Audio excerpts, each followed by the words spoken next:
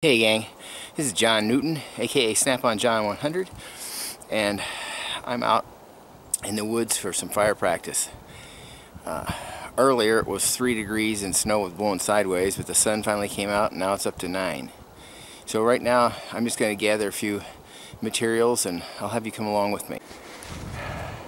The snow is about 2 feet deep with drifts of thigh deep all around here. But it's so cold that most everything is dry. So most of the materials we're going to find are going to be dried out just from sheer cold. Because if it's cold enough, the humidity in the air becomes 0. And I'm sure 0 right now. And as you can see, there's grapevine all around me. And so I'm going to be gathering some grapevine bark.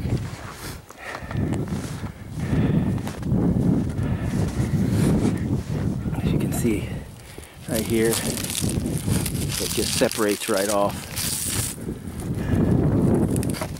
just like that. I'm gonna get one more handful and then I'll be plenty. There's some right here.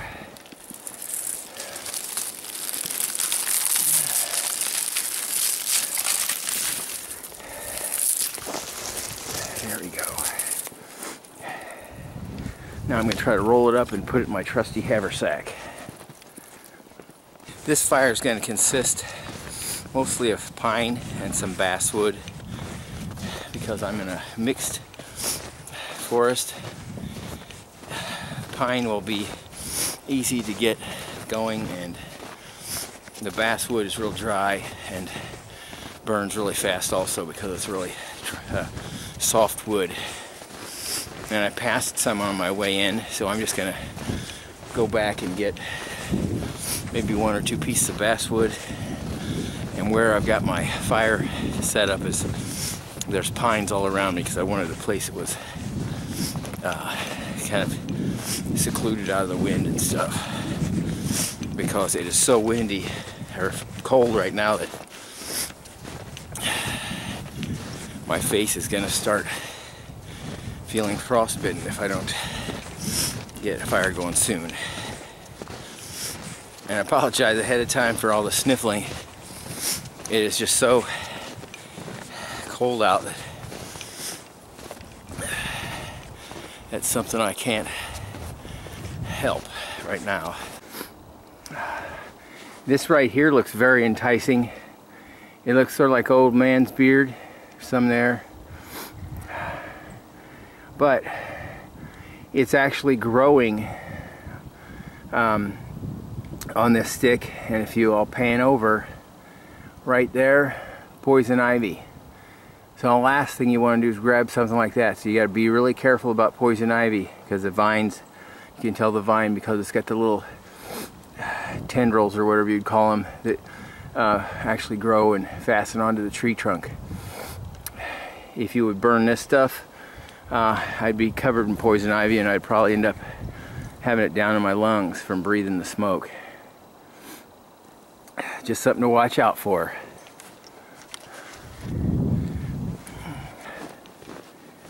Alright, I see some basswood, the piece of basswood I want, and I'll show you one of the identifying things about it. I've got to go off this trail and it's post holing to get over here, but this piece is a nice piece and I'll show you how you can tell.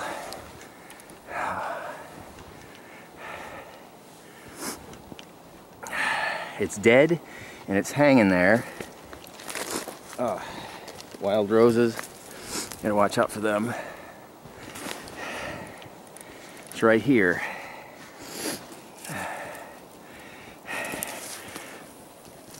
And you can see, when I get it back down here,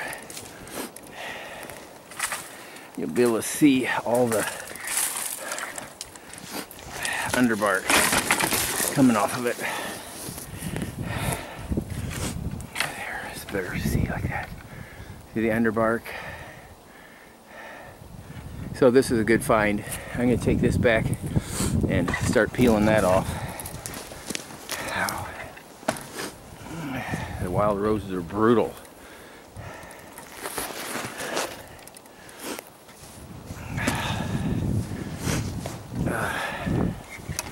Now this little jaunt was about 3 feet deep of snow.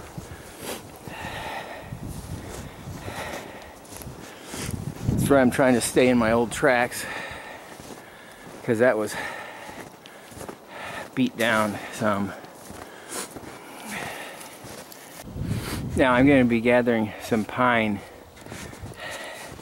from these downed trees. Like here's some right here. This stuff is all dead and small. So I'll be gathering some small stuff, and I'll get back to you after I gather some of that. Stay with me. Well, you want to utilize everything you can find. This is a slab off of a dead stump. It was hollow on the inside, so I just pulled it off. I'm going to use that as a makeshift table. And down there's where my fire lay is going to be, on that grapevine. So let me get set up here. Alright, from right to left, right there, that light colored stuff, that's the swallowwort that I got. And just to the left of that, that is the basswood I stripped out of that stick that I got. And now over here on the table are a couple of pieces of fat wood. Well, one of them's got a carbide scraper. The other one's just a plain piece of fat wood with on a jute twine lanyard. So I'm going to be using the fat wood and the small bird's nest to get this started. Stay with me.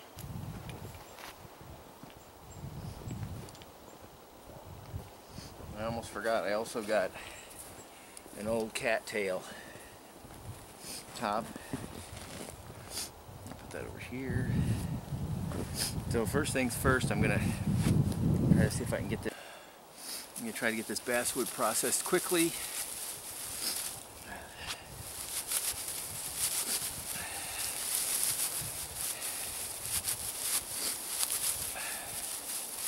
Hopefully it's pretty dry because it's been hanging in the air.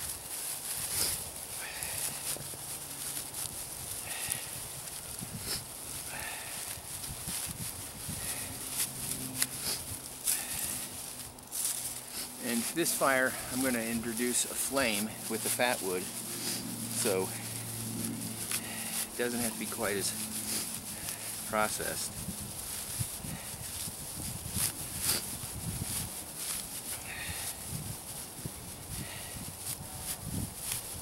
Just enough where I can get some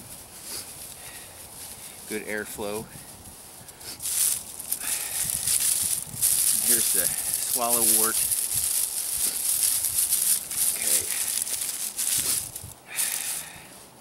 Now, I'm just going to put this right on top of this. Once I get it burning, over here where my hand is pointing, is just a bunch of grapevine bark. I'm going to put a little bit of this, what I call flash tinder, in there. You see that's really fluffy.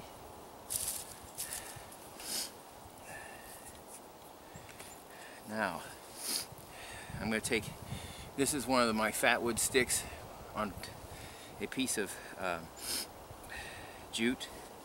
Now, if you've got a knife that has a 90-degree spine on it, you can just process this straight away like this.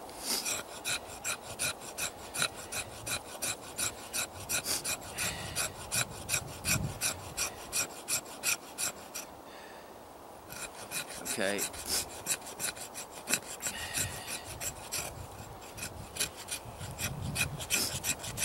Just like so. If you don't happen to have one like that, you can use your scraper.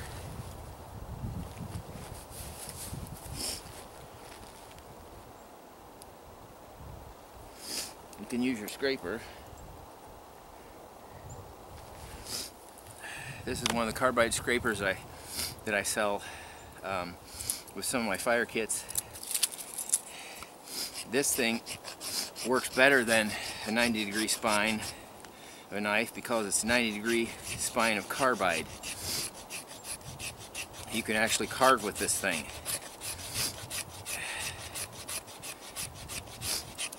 Okay, now what I'm going to do is just get a ferro rod.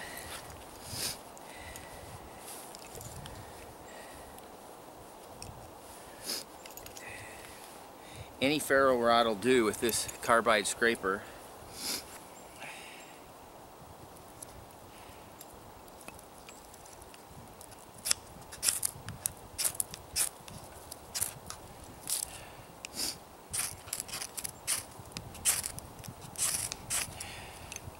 Now that's burning. I'll just introduce this into my bird's nest.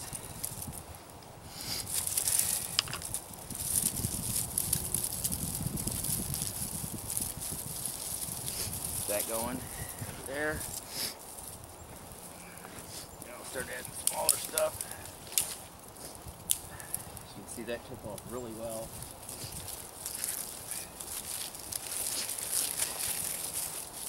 Almost setting me on fire.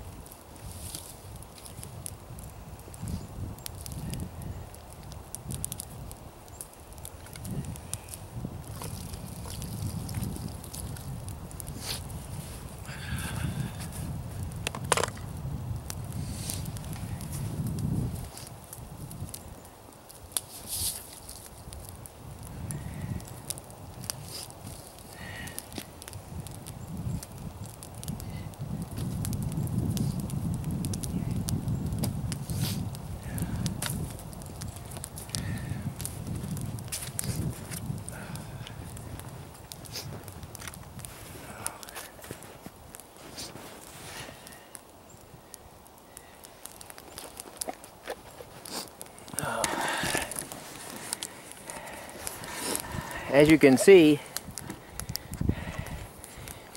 using the fat wood and scraping it like that, it turned it into kind of like a little candle. So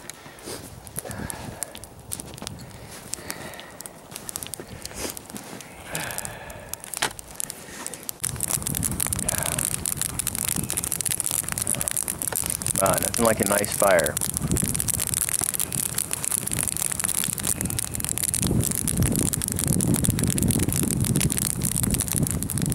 Kind of down in a hole that I made in the snow.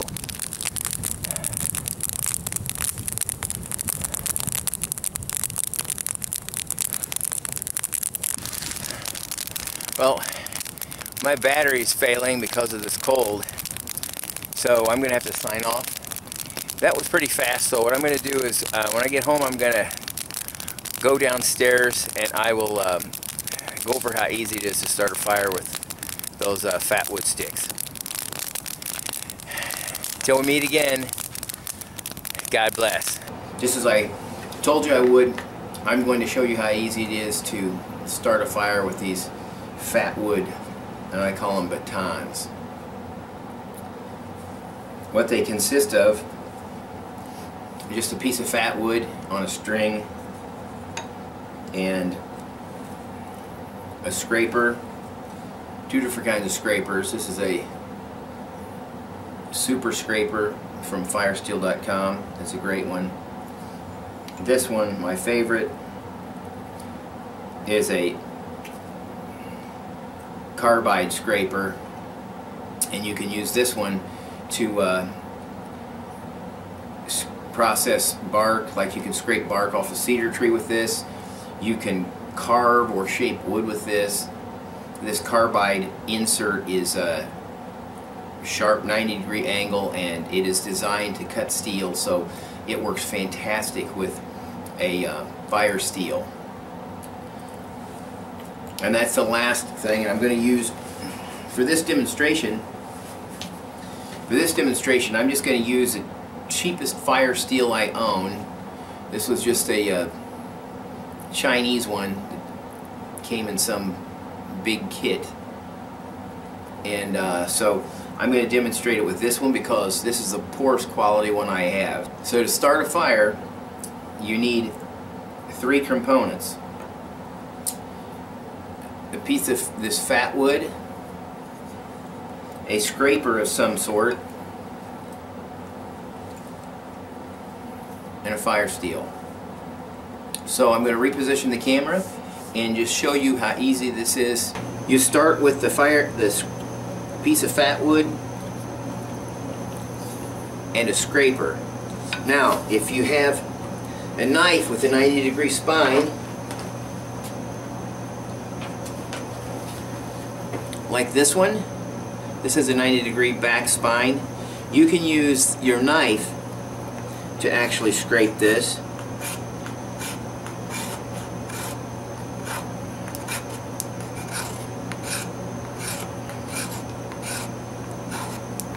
Now I just want to show you. See how nice a job that does? Alright. If your knife doesn't have a 90-degree spine, or you want to just use your scraper, this one is the carbide one.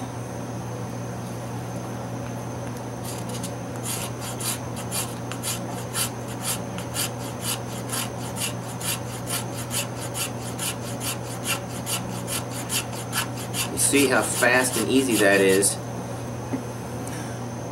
That's a lot finer than with a knife.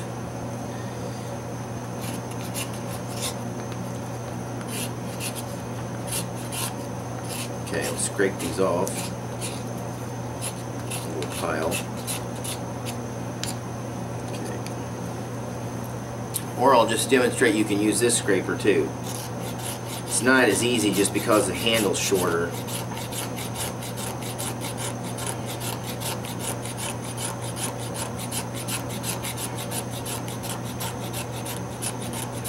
But it also scrapes scrapings. I'm just going to continue with the carbide scraper.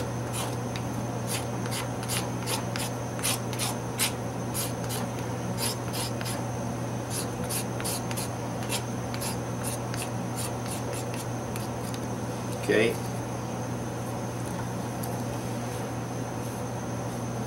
Those in a pile. Alright. And I'll just show you how easy this is to light.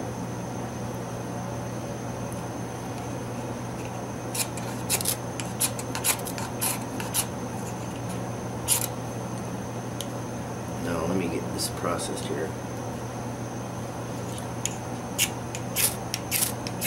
Okay.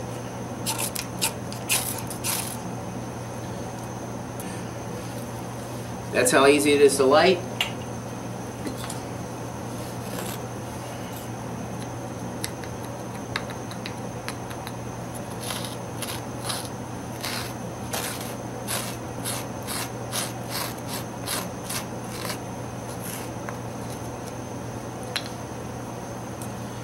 Now that was using this scraper.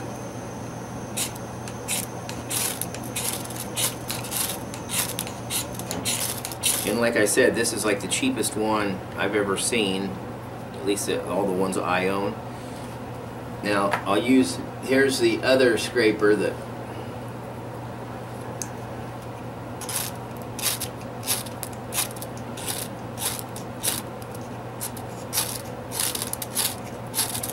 it scrapes every bit as good as the other one. It just has a shorter handle, so it's not as easy to use.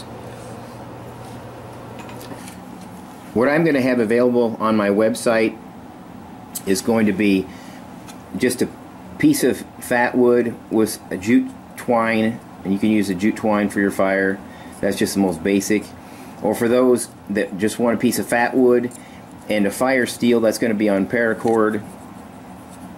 And I got 3 different sizes of fire steels available: a 1/4 inch by 3 inches, a 1/4 inch by 3/8 inches by 3 inches, and 3/8 inches by 4 inches. Then the other thing I'm going to have available is the fat wood, a steel scraper, and a fire steel. And lastly, I'm going to have the fat wood, a fire steel, and the ultimate scraper, the carbide one. This is my total favorite because I like to use this for scraping cedar bark, and you can process all kinds of stuff. You can debark limbs with this.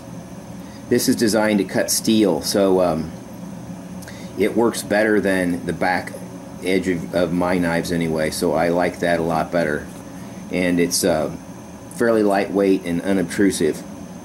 If I was going ultralight, I wouldn't have a scraper at all, but this is such a nice one that to me it's worth the wait, because I can also carve with this thing. It works so well.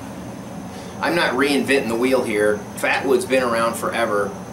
I just like using it so well. I wanted to make it convenient for people that just wanted to have kind of a way of starting a fire real easily and efficiently, and wanted to have a big piece of fat wood, have a means of turning that fat wood into a little pile of dust, and then a way of striking it, putting a good spark on it to start a fire.